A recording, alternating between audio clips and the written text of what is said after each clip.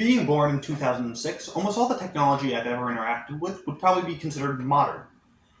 That being said, though I've only interacted with modern technology, how I've interacted with it throughout my life has changed drastically.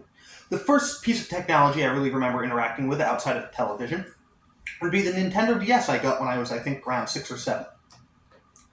However, outside of that, I never really used much technology for a lot of my younger life.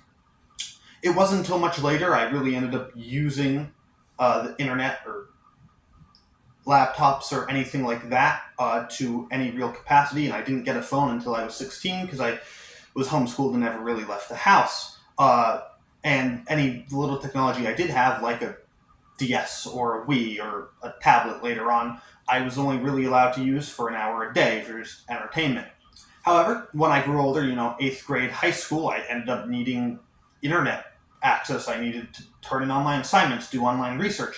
So ended up little by little using the internet more and more. And that's where it started to become intertwined with my daily life to the point where now I have a desktop phone and I do the singular thing I interact with the most every single day.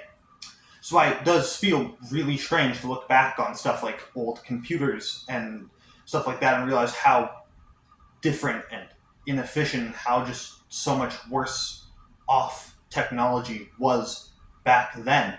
Because I always either never needed it or always had it. So I can't even imagine what life would be like without it.